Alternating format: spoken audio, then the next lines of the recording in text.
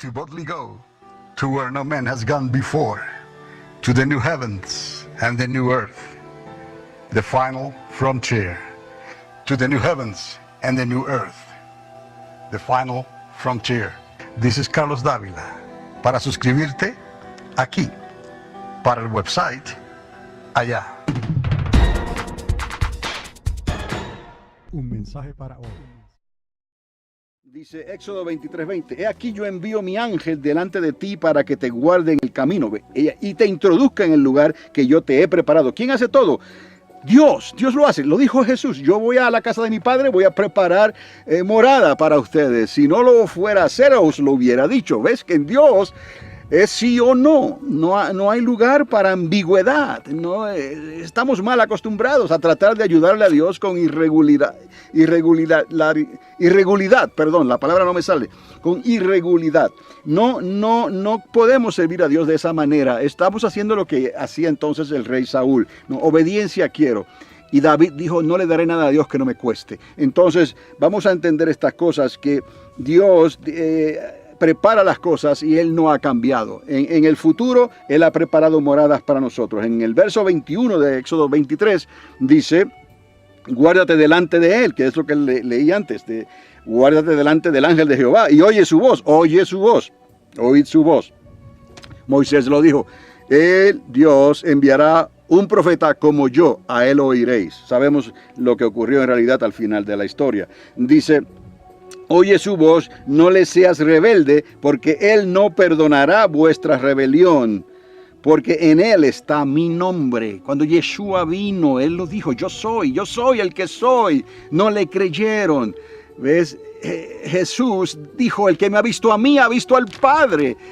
En Jesús estaba el nombre, la salvación, Yeshua, el Mesías, no solamente de Israel, sino el Salvador, el restaurador de toda la creación. Ahora hubo que esperar entonces a que Él regresara al Padre y regresara otra vez a la tierra para poner a todos sus enemigos por estrado de sus pies, establecer el reino milenial del Mesías aquí en la tierra, ¿no? Para poner todo en orden otra vez, para entonces presentarle ese reino, el reino de Cristo, ese milenio, al Padre, para entrar entonces en la eternidad con el Padre, ¿no? Cielos nuevos, tierra nueva, posiblemente una nueva creación, un nuevo universo. Entonces, ese es el orden de Dios y no es muy difícil de entender si aplicas la fórmula de Dios, desde Génesis hasta Apocalipsis.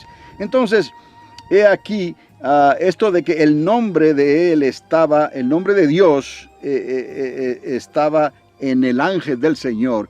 Eso implica que posiblemente entonces la placa que tenía Moisés como el Urim y el Tumim no era algo hecho por el hombre, es algo que le dio Dios, ¿no? Dios hizo caer maná del cielo. Dios enviaba a sus ángeles que no estaban regidos por las fuerzas físicas de la gravedad ni por las fuerzas físicas existentes, ¿no? Entonces Dios tiene cosas, se ve en el cielo, en el tercer cielo, en el área donde Dios se manifiesta, donde está el arca del testimonio, donde se manifiesta la manifestación, la creación de Dios allá en otra dimensión. Tienen cosas, materiales también. Algo así Dios le dio a Moisés, ya hecho por Dios, para que él pusiera entonces su nombre. Y ese nombre estaba detrás del pectoral, y eso era lo que utilizaba el sacerdote cuando iba a consultar a Dios a petición de la necesidad que fuera necesaria por el rey o como fuera. Dice, y se le apareció el ángel de Jehová en una llama de fuego en medio de una zarza, y él miró y vio que la zarza ardía en fuego y la zarza no se consumía. Otra vez se le aparece el ángel de Jehová cuando se le aparece la primera vez a Moisés, ¿no? Y él vio, Moisés había visto algo allí, pero no se había decidido a ir. Ese es el libre albedrío. Tú estás y Dios te está provocando en cierta manera. Dios provoca para bien. Él no tienta a nadie, pero te provoca para bien. ¿Para qué Dios te provoca, amado, amada? Para que le preguntes. Otra vez, Urim y Tumim. Pregúntale. Dice Dios, pregúntame y yo te responderé.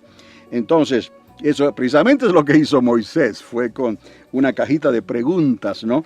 Entonces aquí vemos en Éxodo 14, 19, otra vez, el ángel de Jehová, el ángel de Dios, que iba delante del campamento de Israel, se apartó e iba en pos de ellos, y asimismo la columna de nube que iba delante de ellos, se apartó y se puso a sus espaldas. Quiere decir que lo que Dios establece para que siga a su pueblo, es movible, ¿no? Entonces, esto nos deja saber que el ángel del Señor podía ir delante, ¿no? ¿Cómo podía ir detrás del pueblo? Entonces, si esa peña, que era, digamos, cargada en un carretón gigantesco de bueyes, ¿no? Por el desierto, por esos caminos, es difícil imaginar esto, pero si tenemos al ángel del Señor con nosotros, ¿quién contra nosotros? ¿Nos va a faltar agua? No. ¿Nos va a faltar el maná? No, nada nos va a faltar porque el ángel de Jehová, el ángel del Señor está con nosotros. Si el ángel iba detrás, la piedra, digamos, venía detrás, ¿no? O podía ser en un lugar específico y Dios, el ángel del Señor, escogía la piedra y decía, esperar aquí que voy a hacer que de esa piedra brote un caudal de agua. Y le mostraba a Moisés lo que tenía que hacer. Y ya Moisés iba y entonces golpeaba la piedra y de la piedra brotaba agua. Pero no podemos encajonar, o sea, encerrar a Dios, sino que Dios tenía la opción. Dios podía permitirle al pueblo que usara un carretón con una piedra en ella, o Dios podía llegar a un lugar y entonces señalan cualquier piedra, una piedra escogida por Dios, ¿no? Y para Dios todas las piedras son piedras vivas, ¿no? Eso fue otro mensaje que Jesús le da a los discípulos. Si este pueblo callase ahora de lo que están haciendo, las piedras hablarían y glorificarían el nombre de Dios. Hosana el que viene en el nombre de David, ¿no? Cuando él entró en su entrada triunfal a la ciudad de Jerusalén. Quiero que entendamos esto, que Dios tenía la columna de fuego para por la noche, la columna, la nube para por el día, para proteger y traer la sombra, ¿no? Contra los rayos ultravioletas del sol, y toda la protección estaba dada por Dios. Así que el agua y el maná, todo eso estaba incluido en el paquete que Cristo hoy nos ha dado a nosotros, y que sabemos, ¿no? Por la gracia de Dios, cómo Él nos dio este legado y a través del Espíritu Santo. Es importante, amados. Les hablé de la importancia del bautismo del Espíritu Santo en fuego con la evidencia de hablar en otras lenguas. Otra vez, tienes que hablar en otras lenguas. No porque la religión lo diga, es porque Dios dejó eso como señal. Y Dios lo dice en la Escritura, esta será la señal. Y recibiréis poder, ¿no? Y podréis testificar en mi nombre, no solamente en Jerusalén, sino en Judea, en Samaria y hasta los confines de la tierra, hasta el día de hoy, ¿no? Y hace unos 100 años atrás, o poco más de 100 años atrás, ocurrió un evento parecido en esta nación, que comenzó en esta nación por el oeste, en el estado de California, y luego se siguió moviendo, donde la gente comenzaba a glorificar a Dios y a hablar en un idioma extraño, a hablar en otras lenguas. Eso no es nada nuevo. Después de Pentecostés se repitió el evento en varias ocasiones, ¿no? Como les he mencionado antes, está en la palabra de Dios. Lucas se tomó el tiempo de escribir estas experiencias y estas manifestaciones donde comenzaban a hablar en otras lenguas. El mismo apóstol Pablo yo hablo en lenguas más que todos ustedes, porque en algunos lugares eso lo sacan del contexto, ¿no? Y entran en tecnicismos, ¿no? Que no hay que entrar en tecnicismos. Dios quiere que le hables a la piedra, no que le golpees. Entonces, por eso esas cosas traen división. Y le costó a Moisés la división en que él no pudo entrar. Y la otra generación, más Josué y Caleb, ellos pudieron entrar.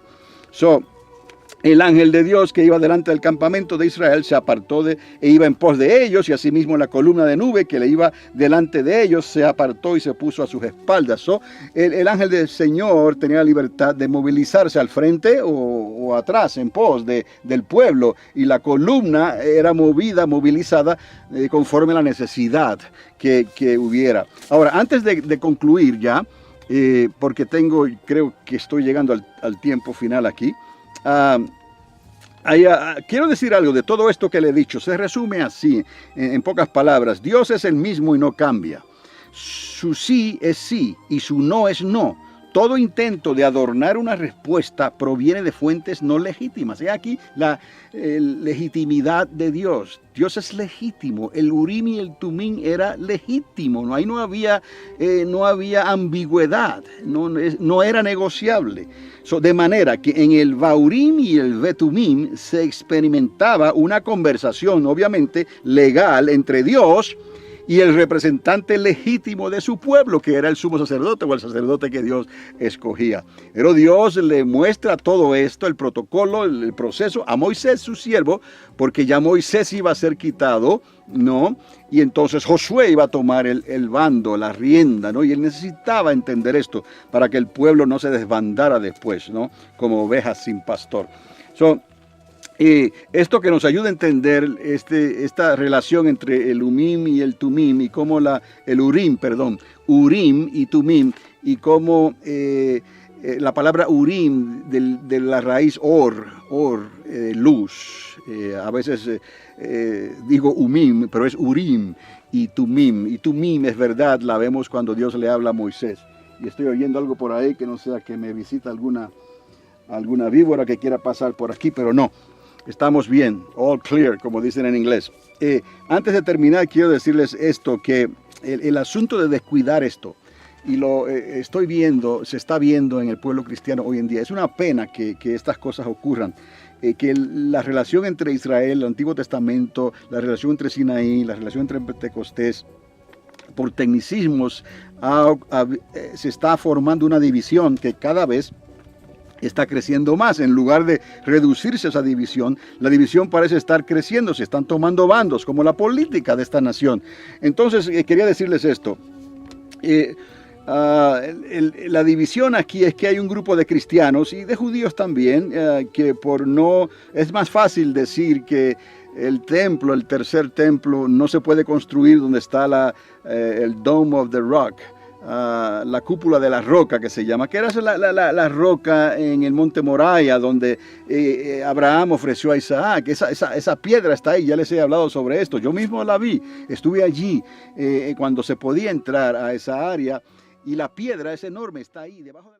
To boldly go to where no man has gone before, to the new heavens and the new earth, the final frontier.